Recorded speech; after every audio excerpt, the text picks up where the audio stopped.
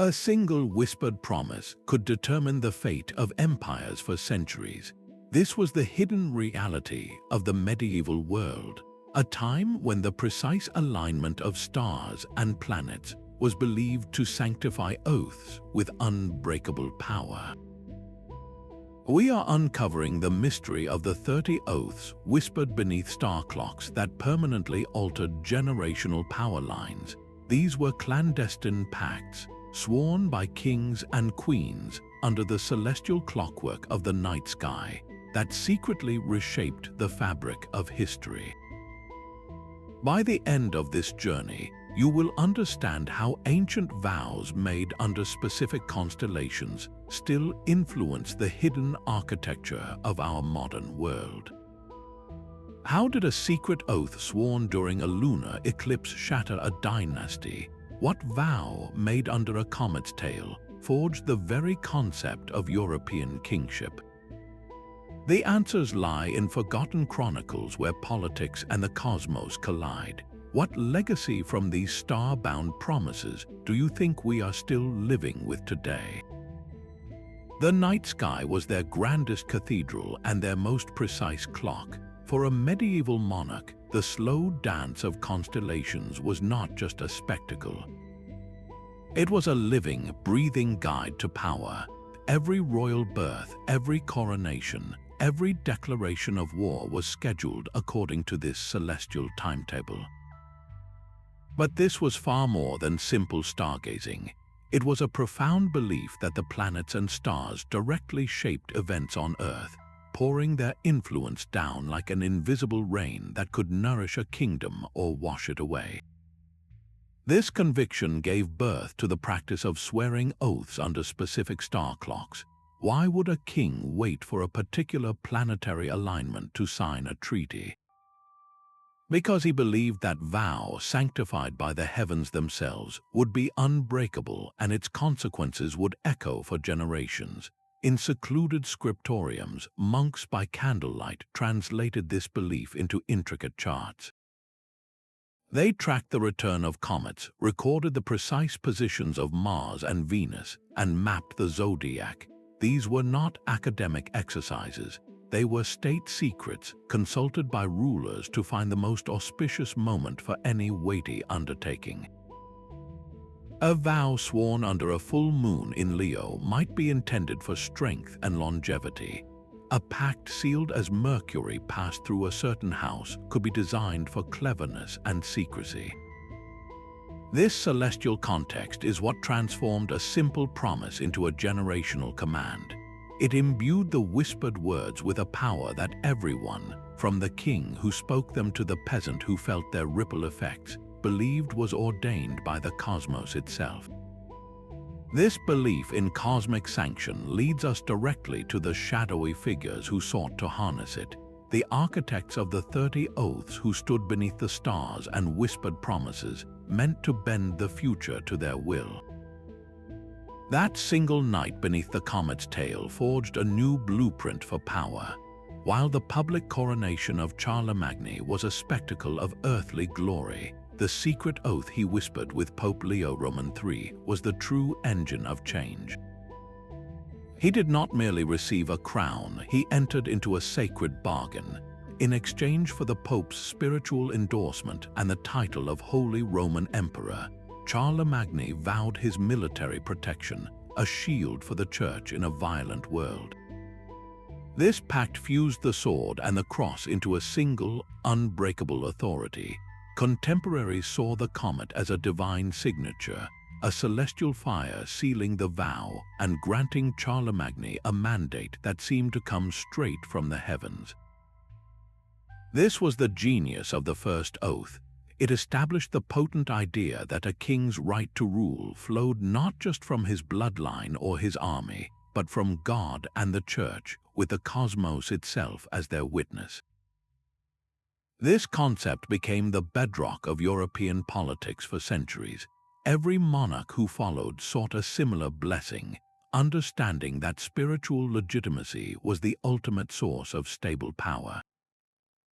The star clock had given them a formula, and they would spend generations trying to replicate its success. But what happens when such a powerful template is used not for unity, but for a clandestine and deeply personal ambition? The next oath reveals a far darker application of this celestial strategy. Deep in the winter of 1014, while the sun hid below the horizon for the longest night of the year, a different kind of power was being forged under the shimmering aurora borealis. A Norse chieftain stood before his most loyal jarls, not in a great hall, but in the open, frigid air. The celestial display above was their only roof, a star clock of swirling green and violet light.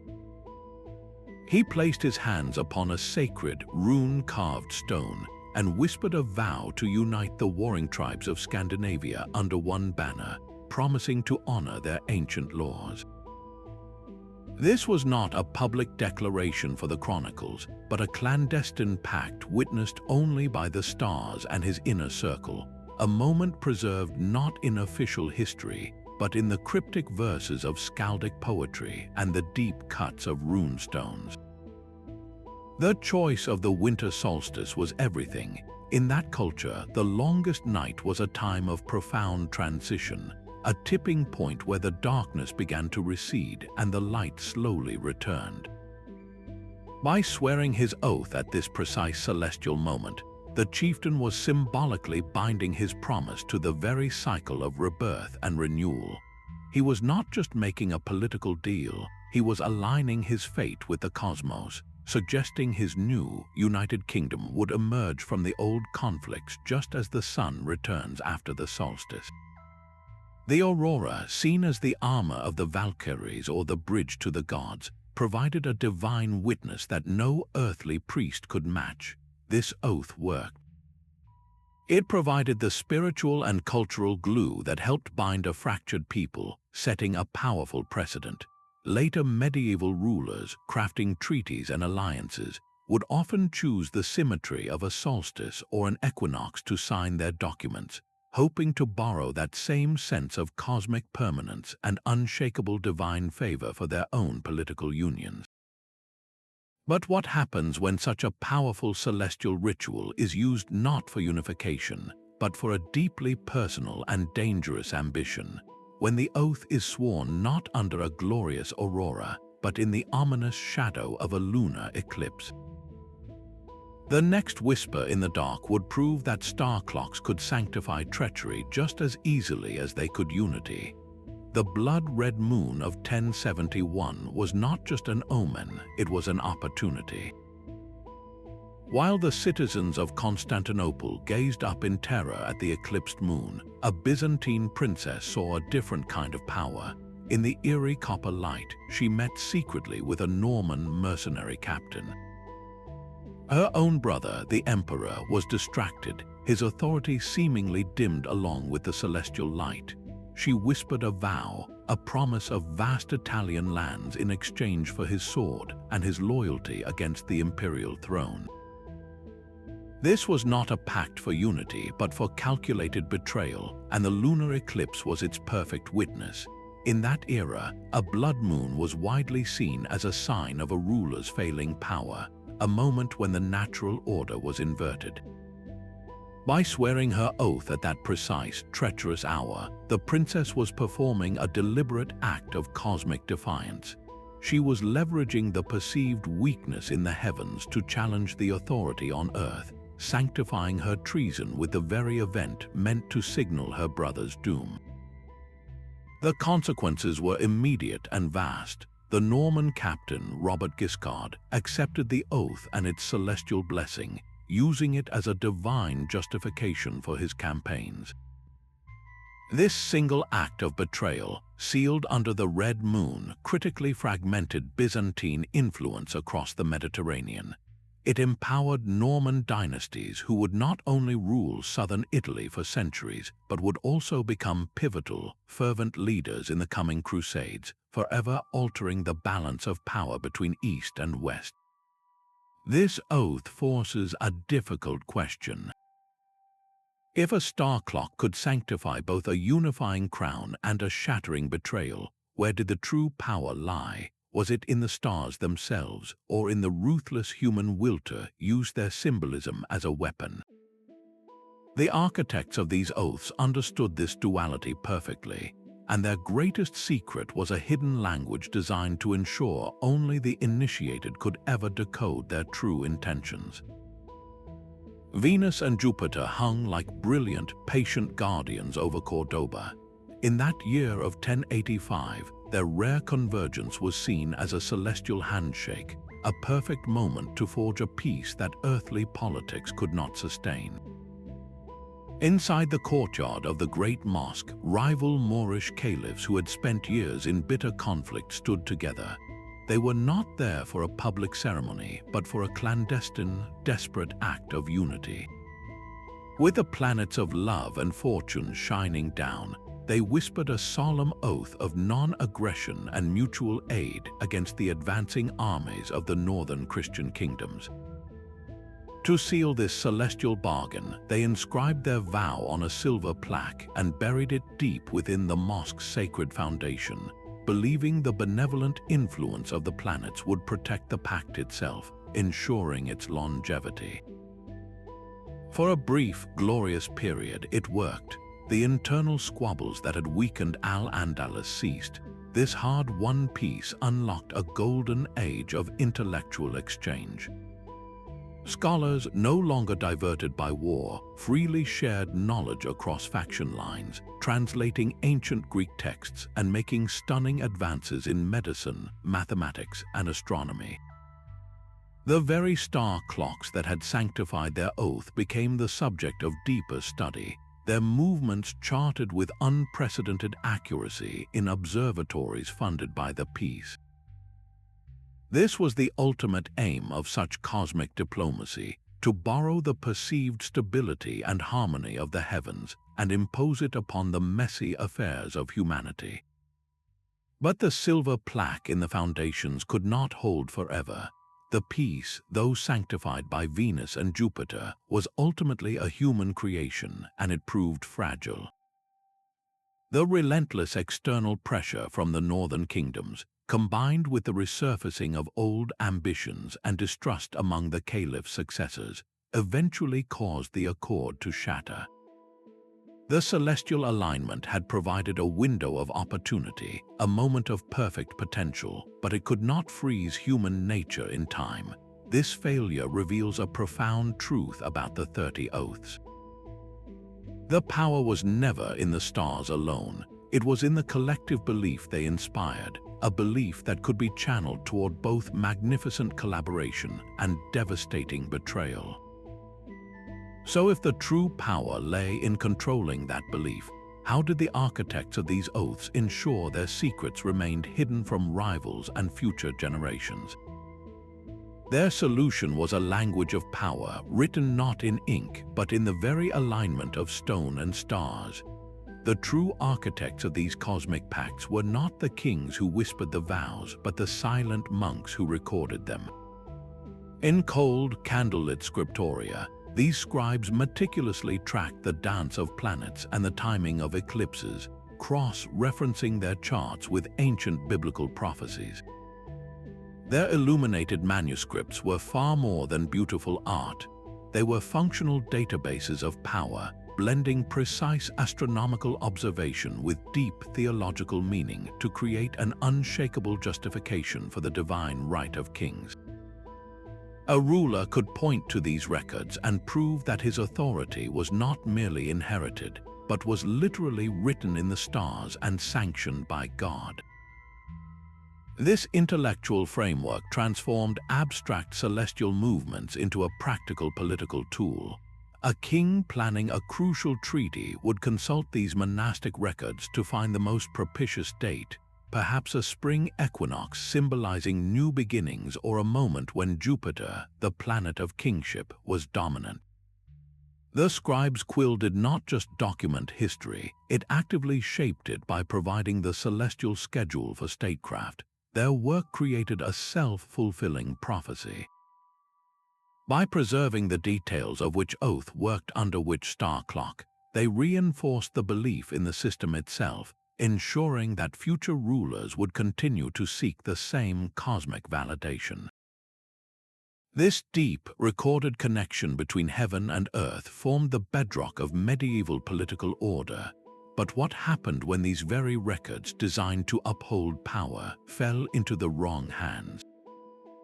The same star charts that guided emperors could be used to plot their downfall, turning the Guardians' meticulous work into a weapon for rebellion.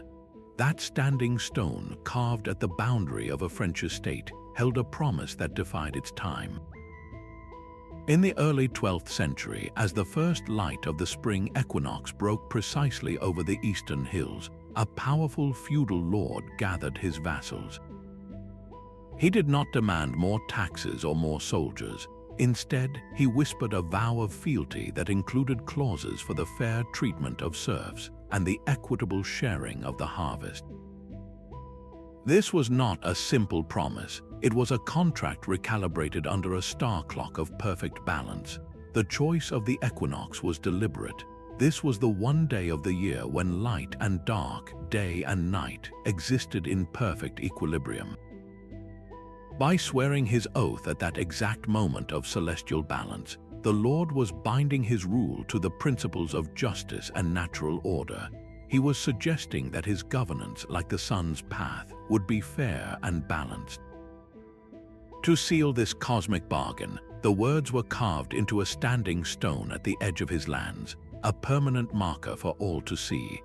Local astrologers reportedly warned that any lord who broke this vow would face poor harvests and strife within his own family, directly linking the health of the land and the lineage to the keeping of the promise. This single act created a powerful model. Copies of this manorial contract spread, subtly shifting the relationship between nobility and peasantry from one of pure extraction to something more symbiotic. The lord provided protection and justice, the peasants provided labor and loyalty, and the entire system was seen as part of a larger cosmic cycle, as reliable as the seasons themselves. For generations, this equinox oath was remembered. It became a benchmark, a piece of evidence cited in later peasant revolts as proof that the nobility had broken a sacred, cosmic promise. The people had not just been wronged economically, they had been wronged cosmically.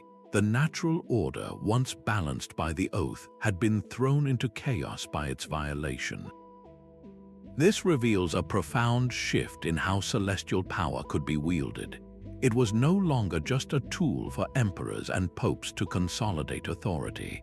It could be used, however rarely, to impose a code of ethics upon the powerful, grounding governance in the immutable cycles of the earth and sky. But if an oath could be carved in stone to promote fairness, what happened when words were written in fire across the sky to demand absolute devotion? The next whisper would test the limits of faith and power under the most unpredictable star clock of all, a comet's blaze. Orion's shield of stars watched over a different kind of vow the night Jerusalem fell. While the main Crusader army prepared for the final, bloody assault in 1099, a small band of knights slipped away from the campfires. They gathered not for strategy or plunder, but for a clandestine meeting in a hidden grotto, its entrance facing the constellation of Orion, the hunter, standing bright and clear in the desert sky. These men were disillusioned, having witnessed the brutal realities of the campaign, and they feared the coming slaughter of the city's innocent civilians. Under that celestial guardian, they whispered a secret oath to one another, a vow to protect the people of Jerusalem regardless of the orders their commanders would give. Their choice of Orion was profound. In their chivalric worldview, the constellation was not merely a hunter, but a symbol of protection and unwavering moral duty. By swearing this pledge under its light, they were appealing to a higher law than military command, a cosmic code of honor that transcended the immediate frenzy of holy war. This oath was an act of profound defiance, a quiet rebellion sanctified by the stars. You have to understand how radical this was. In the chaotic, fever-pitched atmosphere of a siege, such an act could have been seen as treason. Their vow was deliberately suppressed in the official chronicles sent back to Europe, which preferred to celebrate the glorious victory. Yet fragments of the promise survived, etched into the personal diaries of a few knights and later romanticized in epic poetry, where it was hailed as a rare glimmer of humanity in a dark conflict. The legacy of this secret oath lived on, not in changed outcomes for that terrible day, but in the evolution of the knightly code itself. It became a whispered benchmark, a story passed among idealistic young nobles that true honor sometimes meant disobeying an unjust order.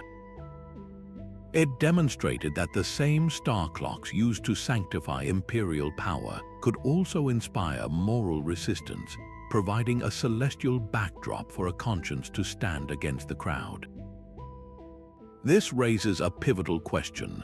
If a star clock could inspire knights to defy their commanders in the name of a higher duty, what kind of vow might it sanction when the very orthodoxy of the Church was the authority being challenged? The next oath would turn the stars against the established religious power itself. The unwavering light of the North Star offered a different kind of sanctuary. For the Cathar Perfecti in 13th century Languedoc, the world was a battleground between spirit and matter, a place where the established church was part of the corruption. Hunted by the Inquisition, a small group of these men and women gathered deep inside a secluded cave at midnight. Under the fixed, constant glow of Polaris, they whispered a vow of eternal secrecy and mutual support, an oath that utterly rejected the authority of Rome and affirmed their dualist faith. To them, the pole star was not just a navigational point. It represented the one, unchanging spiritual truth in a universe of earthly deception and decay. While their persecutors sought to root them out with fire and sword, this oath, sworn under a celestial anchor, became the invisible thread that held their community together. It was a promise that no matter how many were captured, the core of their belief would remain secret and protected. The Inquisitors understood the power of this vow all too well. They tortured captured Cathars not just for names, but specifically to learn the words of this oath, believing its contents were the key to unraveling the entire heresy. They saw it not as an act of faith, but as a direct demonic pact, a subversion of the celestial order they themselves claimed to represent. This oath illustrates a profound shift. Star clocks were no longer the exclusive tool of kings and emperors. A persecuted minority had co-opted the same symbolic language, using the constancy of the heavens to fortify their resistance against the greatest earthly power of the age.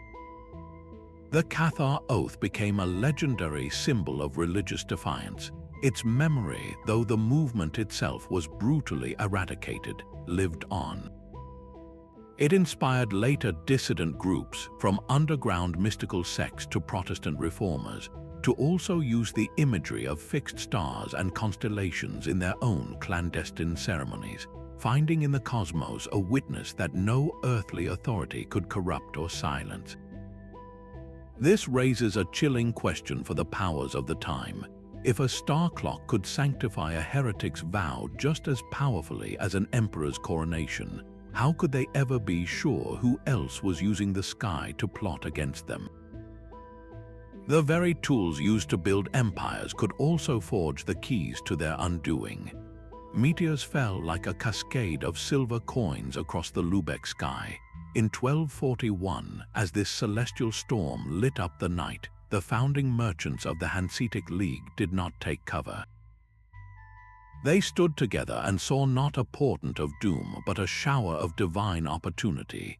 These pragmatic men, leaders of a fledgling trade network, chose this spectacular display to whisper their most binding oath.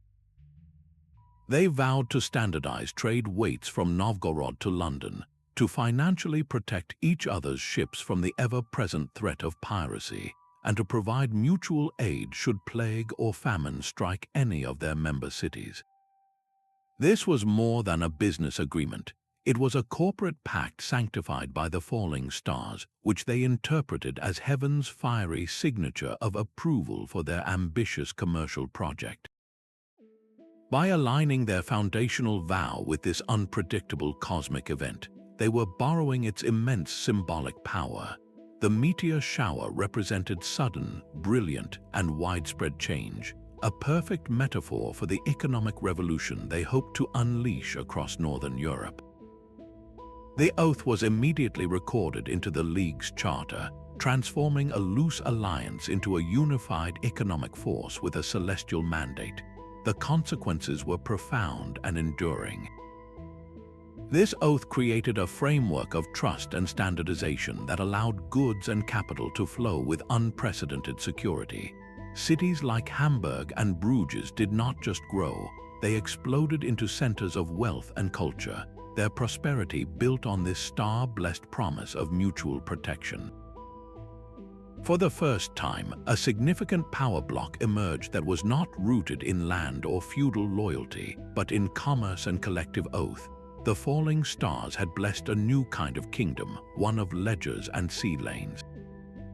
This commercial application of a star-aligned vow reveals a crucial evolution. The cosmic stage was no longer reserved for emperors and popes. Ambitious merchants now understood that the same celestial symbolism that could crown a king could also sanctify a contract, lending their new economic order a legitimacy that felt almost divine. This shift from feudal power to urban commercial power, all under the watchful eyes of the stars, makes you wonder. If an oath could build an economic empire from a meteor shower, what kind of promise could reshape the very land itself, calling entire cities into being from the silence of a dark, moonless night? That single stone laid at high noon on the summer solstice was more than a foundation. It was a vow made solid. In the year 1194, as the sun reached its zenith in the sky, the Bishop of Chartres and his master architect placed their hands upon the first cornerstone. They did not simply pray for a successful building. They whispered a binding oath to construct a cathedral that would be a perfect echo of the heavens, using sacred mathematical ratios drawn from the observed orbits of planets. This was the architectural covenant, a promise to build God's house according to God's own cosmic blueprints. The choice of the solstice was profoundly intentional. This was the day of maximum light when the sun's power was at its peak. By aligning the entire project with this celestial event, they were channeling that solar energy into the very bones of the building, ensuring it would be a perpetual beacon, not just of faith, but of divine order made visible. The oath itself dictated the construction. The architects employed the golden ratio and other harmonic proportions found in nature and the cosmos, believing these geometries were the language of the Creator. Every measurement, from the width of the nave to the height of the spires, was a deliberate calculation meant to resonate with universal harmony. The resulting architecture is a star clock frozen in stone. Stained glass windows tell biblical stories alongside zodiac symbols, and on the summer solstice, a specific shaft of sunlight still illuminates a single, precise flagstone in the nave, a yearly performance of that original promise. This celestial engineering made Chartres a magnet. Pilgrims flocked there, not only for relics but for the palpable sense of spiritual power they felt within its walls. They believed the building itself, sanctified by its foundational oath, was a direct conduit to the divine, a place where heaven and earth met in perfect alignment. This architectural oath forces us to reconsider the medieval landscape. It was not just dotted with castles and churches, but with active monuments to cosmic vows, structures designed to continually project the power of a specific moment in the stars across generations. If a bishop could encode celestial harmony into a cathedral to guide the faithful, what kind of promise might a king whisper to control the very land and its people, turning the landscape itself into a tool of dominion? Leo's celestial mane blazed over the castle gardens that night in 1226. The heirs of England and France did not merely exchange rings inside a chapel. They stood together under the open sky to whisper their vows, their marriage contract sanctified by the Lion constellation and a rare, brilliant alignment of planets. Court astrologers had chosen this moment with extreme care, declaring that the stars poured down an influence of courage, nobility, and dynastic strength directly upon the couple. Their oath was far more than a romantic promise. It was a detailed political pact, binding their two kingdoms to mutual military aid and the seamless inheritance of titles. Everyone present believed the cosmic lion's power would guarantee not just the bravery of the union, but its fertility, ensuring a line of strong heirs to secure the peace. For a generation, the strategy seemed to work. The constant raiding and skirmishes along the border ceased, replaced by a fragile but tangible calm. The very idea of this star-crossed union captured the noble imagination, making celestial marriages the height of fashion. Heraldry soon bloomed with lion motifs, and the ideals of courtly love were infused with this new cosmic dimension, where a knight's devotion was seen as reflecting the unwavering fixed stars. Yet this beautiful, star-blessed framework could not withstand the slow, grinding pressure of raw geopolitics. Old territorial disputes and deep-seated dynastic rivalries resurfaced, erupting just a few decades later into the long, devastating conflict we now call the 100 Years' War. The oath sworn under Leo had provided a temporary truce, a moment of hope written in starlight, but it could not permanently rewrite the bitter realities etched into maps and bloodlines. This failure reveals a poignant limit to the power of the star clocks. They could legitimize an alliance and romanticize a political necessity, but they could not force lasting peace when human ambition and historical grievance ran deeper than any celestial blessing. It forces a difficult question about the two young people at the heart of this cosmic bargain. What did they truly feel, standing there as living instruments of statecraft, their most personal union transformed into a public spectacle under the stars? Their whispered vows were meant to bind kingdoms, but they also bound two fates into a story far larger than themselves, a reminder that the grandest celestial designs were often built upon the quiet, unseen sacrifices of those who had to live within them. The full harvest moon of 1315 cast a cold, clear light over fields left barren by relentless rain. While the Lord in his manor worried over his dwindling stores, a small band of peasants gathered in a hidden clearing. They were starving, their children were hungry, and the taxes demanded from them were impossible to pay. Inspired by old folk tales that spoke of the moon as a judge of fairness, they did not plan a violent riot. Instead, they placed their hands on a simple, rusted plowshare and whispered a solemn oath to collectively withhold their labor until their lord agreed to lower the taxes. This was not a plea but a demand sanctified by the one celestial body that saw everything equally. The harvest moon, a symbol of abundance and transparency, became their witness. Its brilliant light revealed the stark injustice of their situation and illuminated their clandestine act of unity. They were using the Lord's own symbolic language, the language of celestial timing and cosmic right, against him. Their vow was recorded not in royal chronicles, but in the angry verses of local ballads and, ironically, in the court documents that condemned them after their protest was discovered and brutally crushed. The immediate result was failure. The ringleaders were punished and the old burdens remained. Yet the memory of that lunar oath did not die. It became a whispered story, a proof that common people could stand together and claim a right to fairness under the same sky that watched over kings. This seed of an idea planted under the harvest moon would find fertile ground decades later.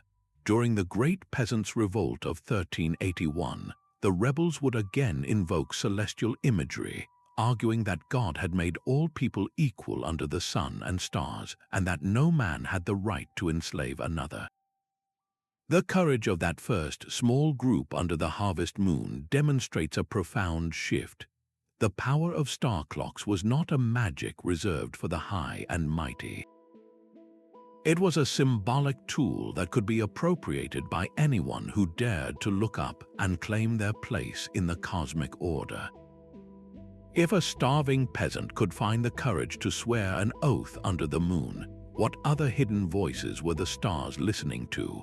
This celestial language of power was now a public conversation, and its words were written in the light of every rising moon and every fixed star.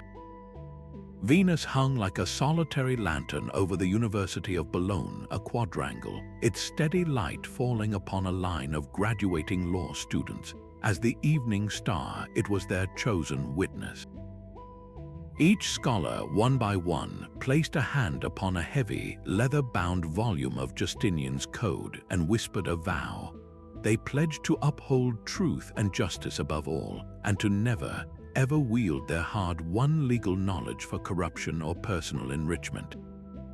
This was the Scholastic Oath, a ritual that deliberately fused the cold logic of Roman law with the warm, perceived influence of the heavens. The choice of Venus was a masterstroke of medieval symbolism. This planet was not merely about love, but about cosmic balance, harmony, and ideal proportion. By swearing under its light, these new lawyers were asking that their entire careers be infused with these qualities, that their arguments would seek not just to win, but to restore a fundamental balance to society. This celestial endorsement was then made permanent, the very words of the oath inscribed onto their diplomas, transforming a piece of parchment into a cosmic contract. A breach of this promise was not seen as a simple professional failing. It was a cosmic disgrace, an act that threw the individual out of alignment with the harmonious order they had sworn to uphold. This practice did more than regulate a profession. It fundamentally elevated the university itself. These institutions became the new sacred spaces where celestial law and human jurisprudence converged. A degree from Bologna was not just proof of learning, it was a testament that the holder had been initiated under a star clock, binding them to a higher ethical standard. This model of the scholarly oath spread like wildfire, adopted by medical schools, faculties of theology, and nascent scientific circles across Europe. It created the very framework of professional ethics we still recognize today, all born from a belief that the stars could sanctify a promise to serve the public good.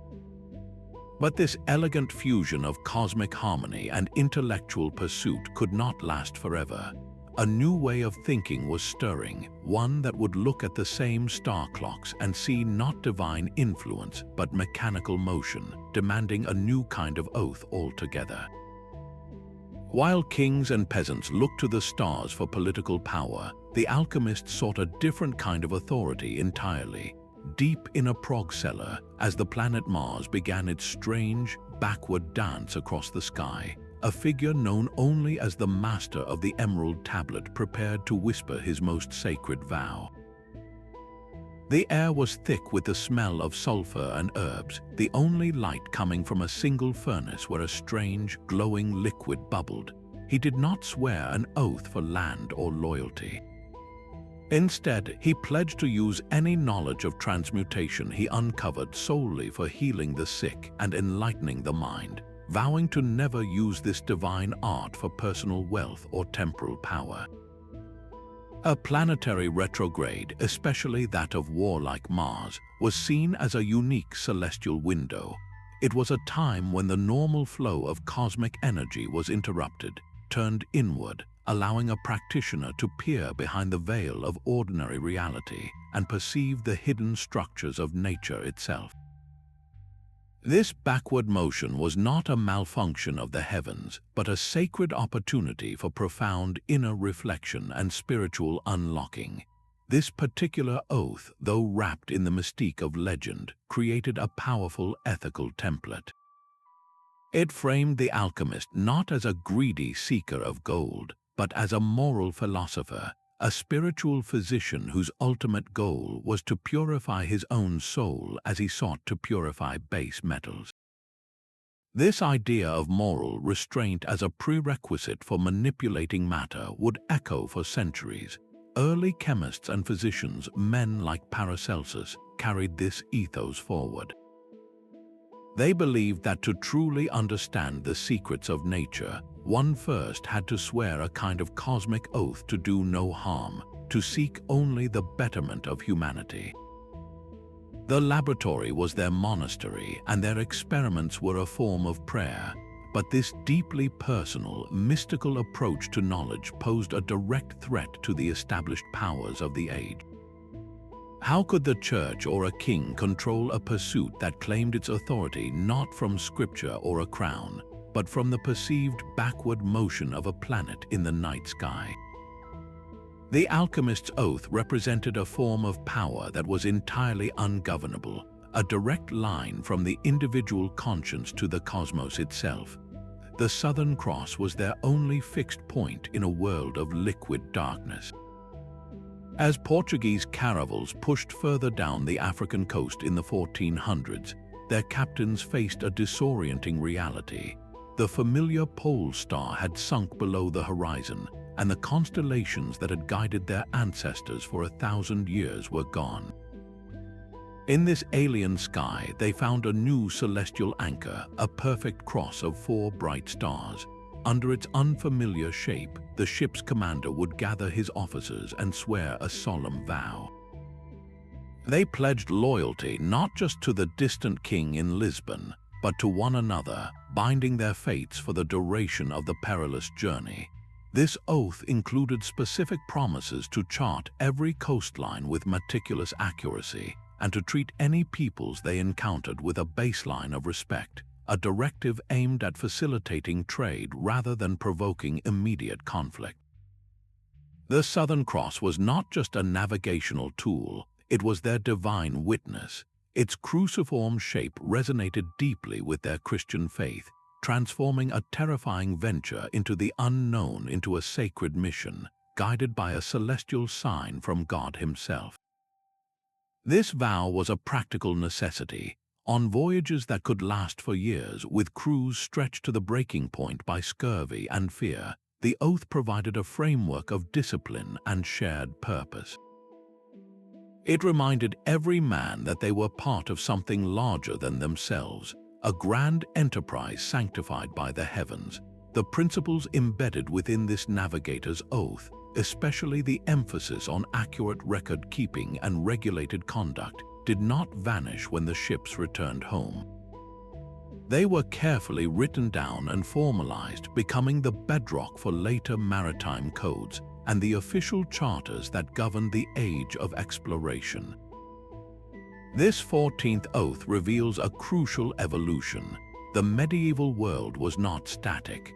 When explorers encountered a sky their star charts did not describe, they did not abandon their belief in celestial guidance. They simply found a new clock, a new celestial witness to sanctify their ambitions. The practice of oath swearing proved astonishingly adaptable, moving seamlessly from the coronation of emperors under European comets to the decks of tiny ships beneath a southern sky. Libra's balanced scales hung directly overhead as the Teutonic Knights gathered in a cold, open field.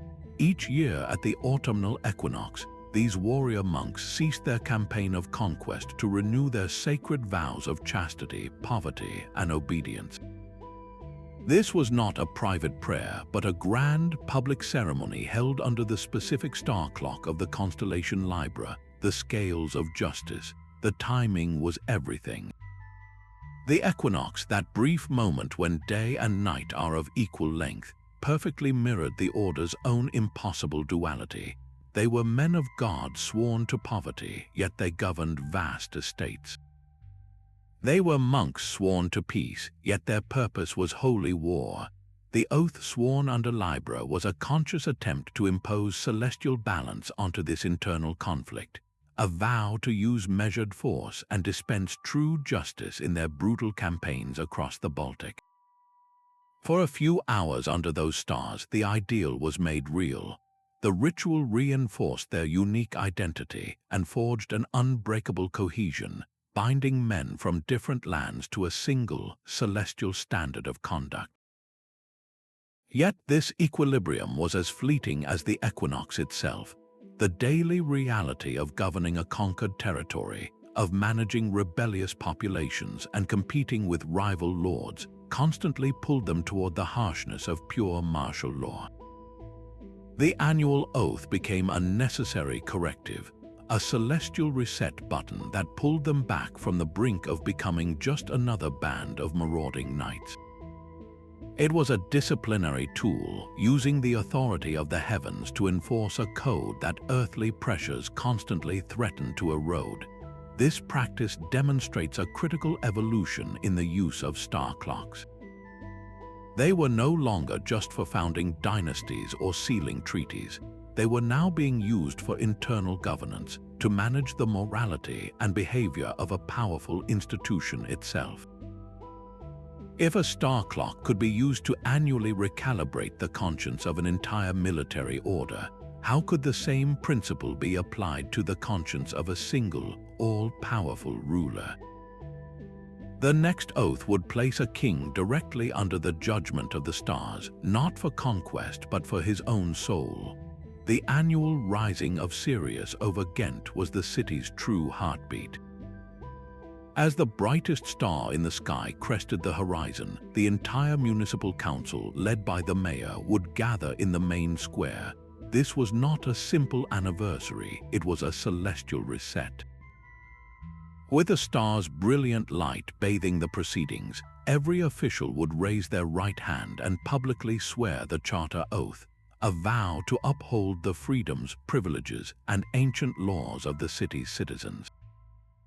This heliacal rising, a term for when a star first becomes visible after a period of invisibility, was deeply symbolic. Inherited from classical traditions, Sirius was linked to the Nile's flooding and the renewal of the land. For the people of Ghent, this cosmic event now signaled the renewal of their civic contract, a promise that their hard-won urban liberties would be cleansed and reborn with each passing year. The belief was that the star's unparalleled brilliance would act as a divine spotlight, exposing any corruption, bias, or injustice festering within the city government. A councillor who broke his vow was not just a corrupt official, he was a man who had sinned against the very cosmic order that guaranteed their urban freedom. This ceremony became the core of Ghent's identity, transforming a legal document into a living, breathing covenant between the rulers and the ruled, witnessed by the heavens. The public nature of the oath fostered an incredible sense of collective responsibility. Ordinary citizens felt they had a direct stake in their own governance, a pride that their city was governed not merely by the whims of a distant feudal lord, but by a promise made under the pure, unfiltered light of a star. The model proved so powerful that other Flemish cities, like Bruges and Ypres, quickly adopted their own versions, each tailoring a civic oath to a specific celestial event to legitimize their push for autonomy. This was the genius of the municipal oath. It took the same celestial language used by emperors to justify their divine right and turned it into a tool for urban self-determination. The star clock was no longer just crowning kings, it was crowning citizens, granting a cosmic mandate to the very idea of the city itself. If a single star could sanctify the government of an entire urban population, what celestial promise might be required to govern something as vast and untamable as the sea itself? A physician's first duty was not to a king or a pope, but to the stars of healing themselves. Within the famed school of Salerno, the world's first great medical university, graduates did not simply receive a diploma. They gathered in a courtyard as the constellation Ophiuchus, the serpent-bearer, climbed to its highest point in the night sky, under this celestial figure, each aspiring doctor whispered a solemn vow. They pledged to put the patient's life above all else, to guard their secrets as their own, and to forever be a student of medicine, learning from both ancient texts and the living world around them. This oath, sworn long before the Hippocratic Oath became standard, wove together ethics and astronomy into a single sacred fabric. The choice of Ophiuchus was profoundly deliberate. This constellation, depicting a man grappling with a serpent, was seen as the ultimate symbol of healing and wisdom, a direct celestial patron for their art. By binding their promise to its stars, these physicians were accepting a cosmic responsibility, a duty that reached beyond the walls of any clinic or royal court. This belief system, known as astrological medicine, was central to their practice. They held that the positions of planets and constellations directly influenced the human body. A treatment for a fever might be delayed until the moon entered a specific phase, or a remedy for melancholy timed for when Jupiter, the planet of good fortune, was dominant. This was not superstition to them, but sophisticated science. They saw the human body as a microcosm of the universe, a small mirror of the grand cosmic order, and to treat an illness without considering the celestial climate was like trying to sail a ship without checking the wind. The oath from Salerno did more than create ethical doctors. It created a new archetype. The physician was now a compassionate healer, a guardian of life whose authority came from aligning his craft with the benevolent forces of the universe. This model spread from Italy across the whole of Europe, establishing the foundational principles of patient confidentiality and lifelong learning that still guide the medical profession today.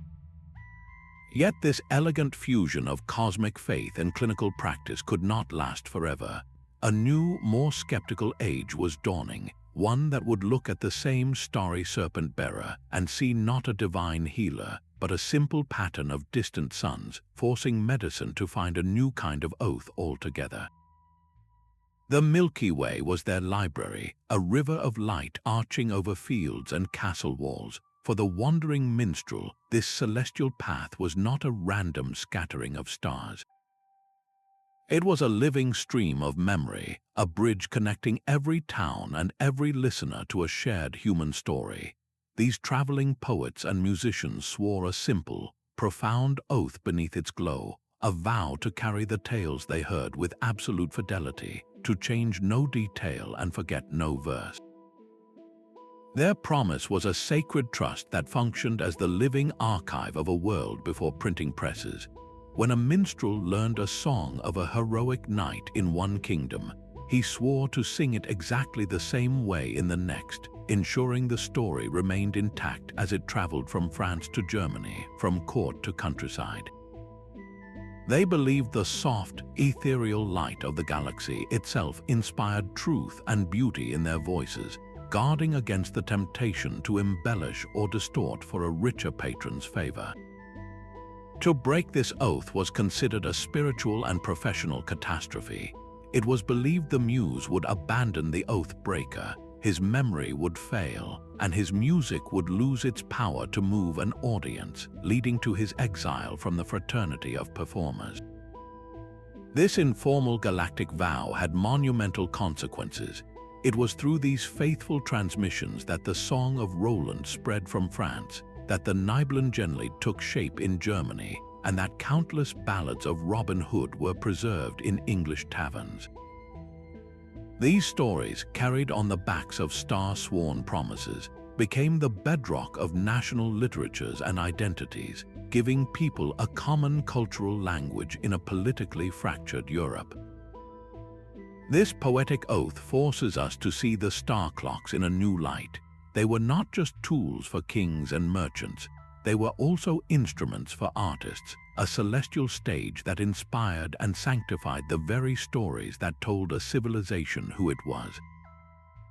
If a river of stars could safeguard a culture's memory, What kind of celestial promise might be required to protect its most vulnerable members from the ravages of plague and time? The first full moon after the spring equinox bathed the village fields in a soft, practical light. This was not a night for kings or knights, but for farmers. As the planting moon rose, the entire local agricultural guild would gather at the edge of their common field.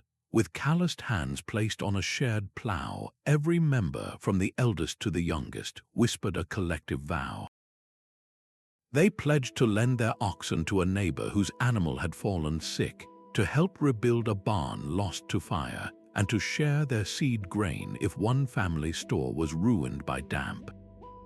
Most importantly, they swore to rotate their crops and let fields lie fallow, sustainable practices that honored the long-term health of the land itself. This was the agrarian oath, a promise of mutual survival sworn under the celestial clock most vital to their existence. The rituals that accompanied this vow often quietly honored ancient, pre-Christian deities of the earth and harvest, a folk memory woven into the fabric of their Christian faith, all under the approving light of the moon that governed the growth of everything they planted. This oath was their insurance policy against catastrophe. It created a web of support that reduced their desperate dependence on the feudal lord and his often crushing taxes. If one family's harvest failed, the guild would ensure they did not starve. This network turned a collection of isolated households into a resilient community, capable of weathering the inherent uncertainties of subsistence farming. By timing their most important social contract to this specific lunar phase, these peasants were doing more than following tradition. They were actively integrating the cosmic cycles into their most basic economic strategies, aligning their cooperation with the rhythm they believed guaranteed life itself. This practice reveals a profound environmental wisdom. The agricultural oath framed the land not as a resource to be exploited, but as a partner in a sacred cycle, a cycle mirrored in the heavens. This celestial covenant between the farmer, his community, and the cosmos fostered a mindset of stewardship that stood in quiet opposition to the purely extractive ambitions of the manor lord. How many of our modern ideas about sustainability and local resilience find their deepest roots not in textbooks, but in these moonlit vows sworn over shared ploughs? This humble, practical use of a star clock leads to a larger question about the medieval world itself. If the cycles of the moon could guide a farmer's hand, what celestial promise might be required to protect an entire kingdom from the unseen threat of disease? Sirius blazed in the summer sky, a celestial hound fixated on the earth below. In the stifling heat of a Spanish interrogator's chamber, an inquisitor might pause before his grim work to whisper a vow under that very star. He pledged diligence and strict impartiality, swearing to root out heresy without letting personal anger or cruelty cloud his judgment. The dog star was his chosen witness, for in the complex language of medieval astrology, Sirius was linked to fervent dedication and the power of detection. This oath was an attempt to cloak the machinery of fear in a garment of cosmic order, to suggest that even the most terrible duties were part of a larger divine system. Procedural manuals for ecclesiastical courts sometimes referenced this ideal, instructing inquisitors to pursue truth with the single-minded focus the star represented. Yet the reality in the dungeon was almost always a brutal contradiction. The gap between the celestial ideal and the earthly act of turning a screw or lighting a pyre was a chasm too wide for any star to bridge. Contemporary reformers, voices of dissent within the church itself, saw this hypocrisy clearly. They argued that true justice flowed from compassion and scripture alone, needing no validation from the stars. A righteous act required no planetary alignment, they insisted, only a pure heart. This dissonance forces a difficult question. Was the inquisitor's oath a genuine, if failed, attempt at restraint, or was it merely a way to ease a troubled conscience, to frame persecution as a sacred, cosmic duty? The oath's existence reveals a profound tension at the heart of the era. It shows a world struggling to reconcile its highest ideals with its darkest impulses, using the star clocks not just to build and govern, but to justify and sanitize. This moral conflict over the very source of authority could not be contained forever. The same celestial language that legitimized an inquisitor's power would soon be turned against the entire medieval worldview by a new breed of thinker who looked at the stars and saw not divine influence but physical law. A solar eclipse plunged the free cities into an uncanny midday twilight, and in that sudden darkness the goldsmiths gathered. Their guilds mandated that every master swear his oath of craftsmanship not in the bright light of day, but at the precise moment the moon obscured the sun. They believed the hidden sun, a brilliant truth temporarily veiled, symbolized the absolute necessity of honesty in their own work, where the purity of precious metals could so easily be concealed by deceit. Each man vowed to use only pure gold and silver, to never mix in base metals for hidden profit, and to mentor their apprentices with complete integrity, passing on the secrets of the craft without reservation. The superstition held that the eclipse's strange, transformative shadow would cling to any man who broke this vow, marking him for future exposure and ruin. This artisanal oath did more than regulate a trade. It built an empire of trust. The reputation of guilds in cities like Nuremberg and Augsburg for unwavering quality became their greatest asset. Merchants from Venice to Bruges knew they could purchase a piece stamped with the guild's mark and never doubt its metal content. This reliability was the invisible foundation that allowed complex bills of exchange to circulate and long-distance trade to flourish, fueling the economic engine of urban Europe. By linking their livelihood to a cosmic event of unveiling and renewal, these craftsmen elevated their work from simple commerce to a moral covenant. Their promise demonstrated that the star clocks had moved beyond kings and priests to regulate the very heart of the marketplace, making one wonder if the same celestial principles could be harnessed to drive the era's great technological leaps forward. The constellation Aquila, the eagle, reached its silent peak over the Adriatic, and for a moment the swords were still. In the year 1350, ambassadors from Venice and Genoa stood on the deck of a neutral ship, their eyes fixed on the celestial bird of prey. At the precise second the constellation crowned the night, they whispered a joint oath, a vow to respect each other's trade routes and submit future disputes to neutral arbitration. This diplomatic oath, sworn at a constellation's zenith, was a deliberate piece of political theater designed to lift their intentions above the fog of immediate rivalry. They believed that by making their promise at the sky's highest point, they were binding their agreement to a principle of cosmic oversight, a force greater than their own fleeting ambitions. The eagle, a universal symbol of far-seeing power and sovereignty, was their perfect witness, its position suggesting that their accord should soar above the petty squabbles that had bled their treasuries dry. For a few precious years it worked. The costly war paused, and merchants sailed with a renewed, if cautious, sense of security. This practice reveals a fascinating layer of medieval statecraft. Diplomats were essentially using the star clocks to create a shared moment of solemnity, a ritual that forced both sides to at least consider the long-term, generational consequences of their actions under the impartial gaze of the heavens. How did this cosmic sanction compare to the power of a religious vow sworn on a Bible?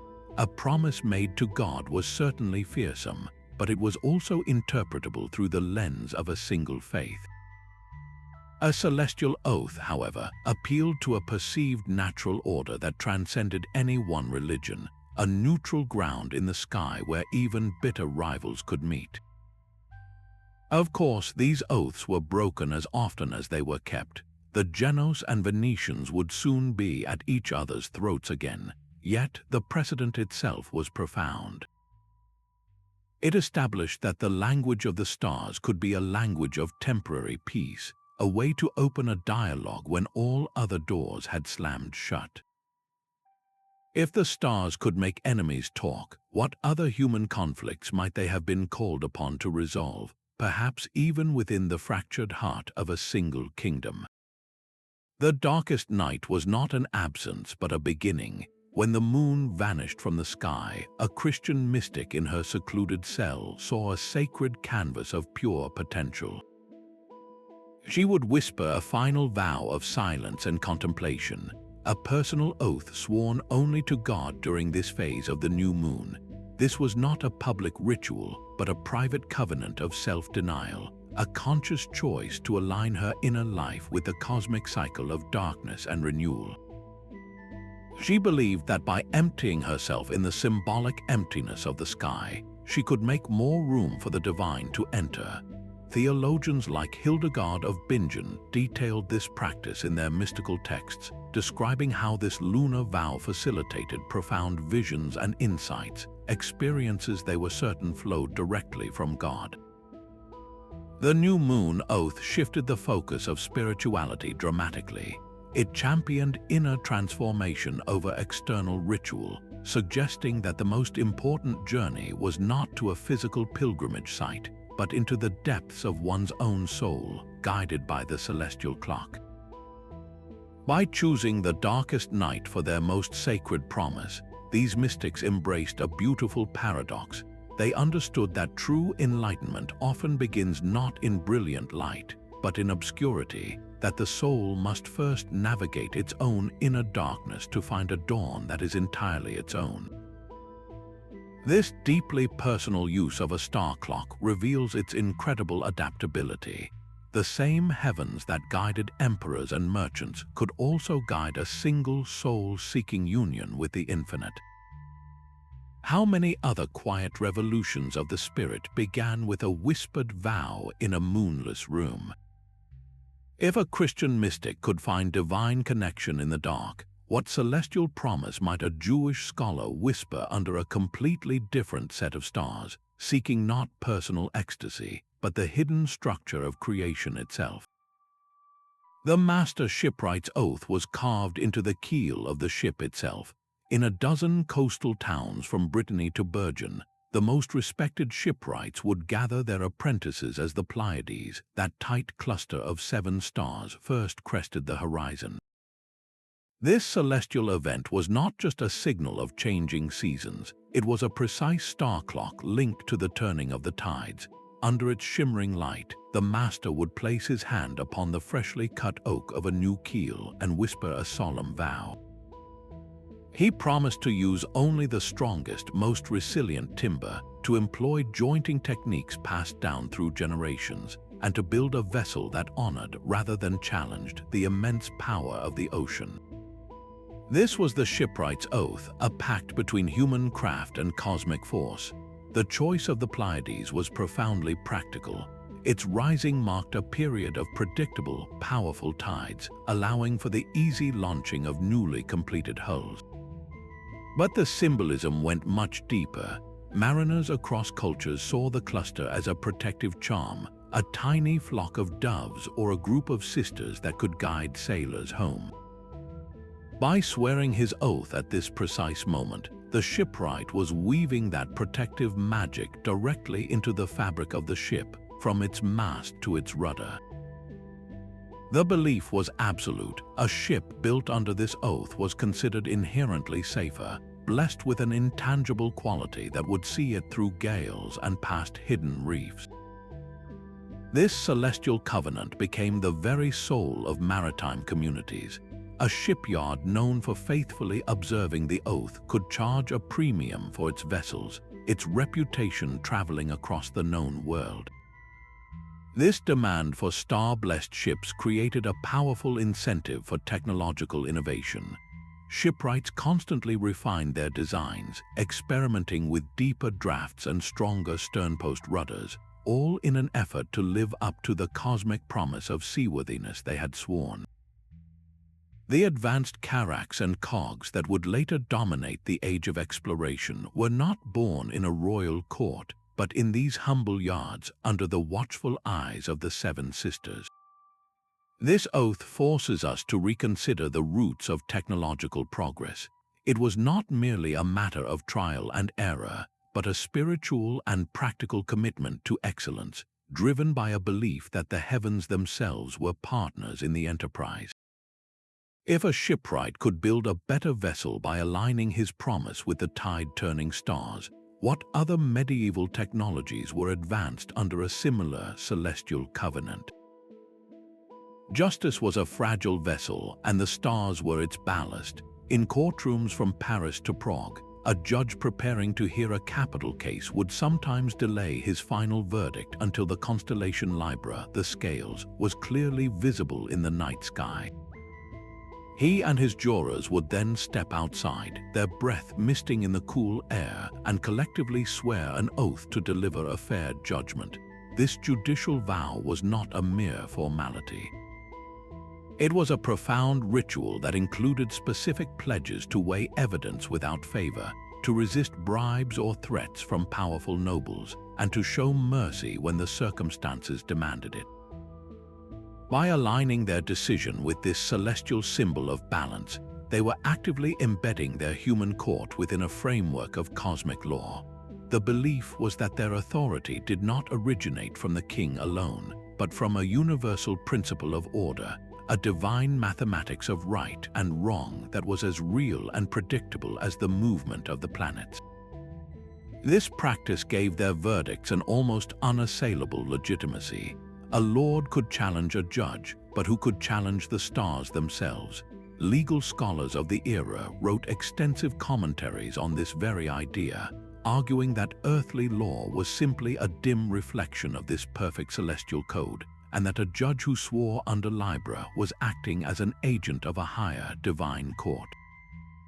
For the common people, this celestial connection was a source of genuine comfort. It suggested that even the most powerful baron was subject to a justice greater than his own influence, a system that, in theory, could not be bought or bullied. Yet this beautiful ideal was constantly tested by the grubby reality of human nature. A corrupt judge could still swear the oath with a forked tongue, knowing the stars could not physically stop him from accepting a bag of silver. The very need for such a solemn vow reveals a deep, lingering fear that without the threat of cosmic disgrace, the scales of justice would always tip toward the wealthy and the well-connected. So if a celestial oath was needed to keep judges honest, what promise could possibly restrain the most powerful individuals in the land, the monarchs who stood above the law itself? Orion's cold, hunter's gaze fixed itself upon the royal forest, a silent witness to a promise made not for a throne but for the trees. Each winter, when the constellation burned brightest in the clear, frigid sky, a newly appointed royal warden would stand in a snow-dusted clearing to swear his oath. He placed his hand upon a freshly cut stag antler and vowed to protect the king's game from poachers, to manage the timber with a mind for future growth, and to report any blight or disease that threatened the woodland's health. This was the forest warden's oath, a vow of conservation whispered under a star clock of wilderness. The belief was absolute that the brilliant, piercing light of the winter stars, especially the hunter Orion, would lay bare any deceit in a man's heart as easily as it illuminated the forest floor. A warden who broke his promise for a bribe or out of laziness was not just stealing from the crown, he was sinning against the natural order itself, and the stars would surely witness his failure through poor hunts or sickly woodlands. This celestial covenant forced a remarkable balance. It tempered the king's insatiable demand for resources with a practical, long-term strategy for their renewal. The warden became a mediator between immediate royal privilege and the slow, patient cycles of the ecosystem he governed. His detailed reports on deer populations and oak groves formed the bedrock of some of England's earliest forestry laws, statutes that limited clear-cutting and established protected seasons for hunting, not for sentiment but for sustained yield. By aligning his duty with the seasonal return of the winter stars, the warden was integrating cosmic time into land management, viewing the forest not as a static possession to be drained, but as a living system with its own rhythms worthy of a promise. This conservation oath reveals a sophisticated understanding that true governance extended beyond people and taxes to the very land that supported them. If a star clock could guide the stewardship of a royal forest, imposing a code of care upon its keepers, how did the same celestial language shape the promises that governed the common fields and pastures of every village? Mercury's tiny, dark silhouette crept across the face of the sun, a rare and perfect celestial clock for a new kind of vow. At the University of Paris, a group of scholars gathered around a camera obscura, its projected image of the transit shimmering on the wall. In that hushed room, they did not swear to uphold ancient dogma or a king's decree. Instead, they whispered an oath to observe the heavens with absolute precision, to question the most revered authorities if the evidence demanded it, and to share every finding openly with their peers. This astronomer's oath, sworn under the very phenomenon they were measuring, was a quiet rebellion. It placed the cold, hard data of observation above the warm comfort of tradition, marking a fundamental shift from a world explained by authority to a world understood through evidence. The choice of a Mercury transit was a masterstroke of symbolism. This was not a grand, frightening event like an eclipse or a comet. It was a subtle, predictable, and precisely measurable alignment. By swearing their vow during this minor planetary dance, they were aligning their intellectual mission with the qualities of patience, accuracy, and mathematical order. They were vowing to see the universe not as a book of divine symbols, but as a complex mechanism whose secrets could be unlocked through meticulous, humble observation. This oath created the first true community of science. These scholars began corresponding across Europe, sharing star charts and planetary tables, their work slowly disentangling the science of astronomy from the art of astrology. They were no longer just interpreters of celestial influence, they were cartographers of the cosmos. This new mindset, forged in a Parisian room during a planetary transit, built the intellectual foundation upon which Copernicus, Galileo, and Kepler would later stand. The star clocks were not abandoned, but their purpose was transformed. They became not sources of divine mandate, but tools for testing human understanding. This raises a profound question about the end of an era. If a new oath could use a star clock to challenge the very foundations of medieval thought, what final promise, whispered under the stars, signaled the closing of this age of celestial pact? Cassiopeia's throne of stars offered a secret sanctuary for a different kind of power. While kings and emperors swore their oaths under constellations of warriors and kings, certain queens and noblewomen turned to this celestial queen for a more personal, subversive vow. In quiet chambers or secluded gardens, with a distinctive W-shaped constellation clearly overhead, they would whisper promises not for their own reign, but for the futures of their daughters and granddaughters. In an age where royal succession was a game played almost exclusively by and for men, these oaths were acts of profound political strategy. A mother might pledge to secure a strategic marriage that offered her daughter genuine influence, not just a title, or vow to provide an education far beyond the typical domestic skills, ensuring the next generation of women could read, write, and negotiate as adeptly as any lord. The choice of Cassiopeia was a deliberate act of celestial defiance. Here was a queen eternally fixed in the heavens, a permanent reminder of female sovereignty. By swearing under her light, these women were aligning their clandestine ambitions with a cosmic power that patriarchal society could not erase. They believed the constellation's steadfast presence would guard their promises, shielding their delicate plans from the interference of husbands, fathers, and rival male courtiers. One such oath, quietly attributed to Elena of Aquitaine late in her life, was not for her own legendary power but for her granddaughters. She reportedly pledged to ensure these young women would wield influence in their own right, using her vast network and resources to place them in positions where they could shape policy and patronize the arts. This was not a single dramatic act but a slow, patient weaving of influence. These secret vows created resilient, often invisible, networks of female power. A queen in England bound by such an oath might correspond discreetly with a duchess in France, arranging a marriage that benefited both their families' female lines. They became patrons to female artists, scribes, and composers, creating a countercurrent of cultural production that operated just beneath the official, male-dominated surface. The star clock of Cassiopeia thus became a tool for quiet resistance, a way to carve out a space for female agency within a celestial and political framework designed to exclude it. This gendered oath forces us to listen more carefully to the whispers of history. It reveals that the power of the star clocks was not monolithic. The same sky that sanctified the divine right of kings could also sanctify the patient, determined work of queens and mothers building a legacy for their daughters, one whispered promise at a time.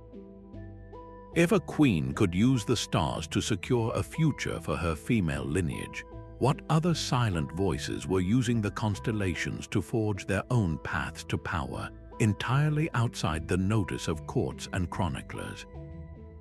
The cornerstone was more than a rock, it was the soul of the building made solid.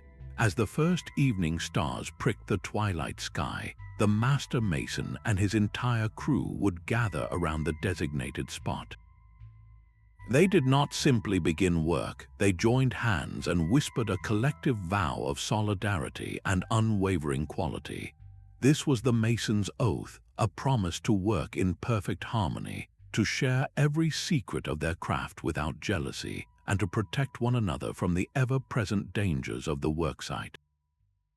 They pledged to build not for their own glory, but for the ages, creating structures whose endurance would mirror the eternal stars now appearing above them. This vow was considered as vital to the building's integrity as the mortar itself, for they believed a project begun in discord or deceit was spiritually flawed from its very foundation. Rituals often accompanied this oath, invoking the perceived strength of Saturn for stability or the harmonious influence of Jupiter to bless the collaborative effort. This sacred promise forged an unbreakable brotherhood among the craftsmen. A mason traveling from France to England could present himself at any major site, and by affirming his adherence to this oath, be welcomed as a brother, fed, housed, and given work. This network of sworn craftsmen became the invisible engine of medieval architecture, ensuring that revolutionary techniques like the flying buttress or the pointed arch did not die with one master, but spread like starlight across the continent. By aligning their foundational promise with the emerging stars, these masons were doing more than scheduling a ceremony. They were consciously linking their earthly, temporary labor to the timeless cosmos, infusing stone and mortar with a celestial mandate for permanence. This constructive oath reveals how star clocks could bind a community of laborers as powerfully as they could an empire of subjects. If the first stones of a cathedral were laid under a vow of shared purpose, what final promise marked the completion of such an endeavor, and how did the stars witness that moment of fulfillment? Venus hung like a solitary lantern over the deathbed chamber, its gentle light the final star clock a dying lord would ever witness. With his last breaths in the year 1400, the English nobleman gathered his weeping family and most loyal retainers. He did not speak of lands or titles or old grievances. Instead, he fixed his gaze on the planet of memory shining through the window and whispered his 30th and final oath. He bound his heirs to a sacred duty, a threefold vow to protect the poor on his estates, to be steadfast patrons of the local abbey, and to forever avoid the bloody, wasteful feuds that had consumed the resources and souls of so many noble houses. This was not a command given in health, but a legacy forged at the ultimate threshold, a promise made as he stood with one foot in the world and the other in the great beyond. Those present believed the celestial context made the vow unbreakable. The evening star, Venus, was universally seen as a guide for transitions, a luminous bridge between day and night, and now, by analogy, between life and death. A promise sworn under its light was thought to be carried on its beams, imprinted not just on the hearts of the listeners, but on the very fabric of the family's future. The Lord was using his final moments to perform one last act of statecraft, leveraging the power of a star clock to impose a moral compass on the generations to come. His words were meticulously recorded in the family chronicle, and this document became their political and spiritual constitution. For the next 100 years, his descendants would invoke this deathbed oath in legal disputes, citing their ancestors' vow to avoid feuds as a reason to seek arbitration instead of drawing swords. Their charitable acts, their generous grants to the abbey, were all formally justified by referencing that singular night under the evening star. The oath did more than guide their decisions, it defined their very identity, setting them apart as a lineage of peacemakers and patrons in a world often dominated by brutes. This deeply personal use of a celestial moment reveals the ultimate emotional resonance of the star clocks. They were not cold tools of power alone. In the end, they provided a language for hope, a way for a dying man to reach across time and whisper a promise of protection and peace to his children's children, a final wish sent heavenward under the calm, constant light of the evening star. Even our modern language preserves a ghost of this celestial faith. We still say we swear by the stars, a casual phrase that carries the faint echo of emperors and alchemists looking skyward for validation. This ancient impulse did not vanish with the telescope, it simply transformed. Presidential inaugurations are often scheduled for symbolic dates, their oaths whispered not under constellations, but within a framework of temporal significance that seeks to borrow the gravity of history. The human need to anchor a momentous promise in something larger than our own fleeting lives remains as powerful today as it was in a medieval grotto. These 30 oaths teach us a profound and unsettling truth about power in any era. Whether it is political authority, economic influence, or personal conviction, the quest for legitimacy has always reached for the stars, borrowing their perceived permanence to sanctify our most fragile human agreements. The celestial symbolism provided a universal language of order in a chaotic world, a way to suggest that a king's rule or a merchant's contract was part of the natural, turning machinery of the universe itself. Now, as we confront our own era of global instability and environmental crisis, this medieval mindset offers a surprising lesson in humility. They looked at the heavens and saw a system of cycles and balances to which they believed they must align their actions. Their governance, their ethics, and their very oaths were attempts to integrate human ambition into the slow, patient rhythms of the natural world. In an age of short-term political cycles and immediate gratification, their long-term thinking, forced upon them by the predictable return of comets and equinoxes, feels almost radical. How might our approach to challenges like climate change shift if we truly considered our actions as vows that will alter the generational power lines of the future, shaping the world for our own descendants centuries from now? By studying these whispered promises, we gain more than just historical insight. We see a reflection of our own perpetual search for order and meaning, a desire to find a pattern in the chaos that can guide our hands and hearts. This deep need to connect our small lives to a grand cosmic story has been one of the most powerful, hidden forces shaping history. Its influence etched into our laws, our buildings, and the very words we use to make a promise. These 30 whispers beneath the stars did far more than seal fleeting agreements. They redirected the very currents of power, culture, and morality for generations, embedding a celestial wisdom into the DNA of medieval society itself. From Charlemagne's coronation pact to the dying lord's final vow, these promises reveal a world that saw the cosmos as an active participant in human affairs, a living source of authority that could make or break dynasties with a single alignment. The key takeaway is that these oaths were not mere superstition.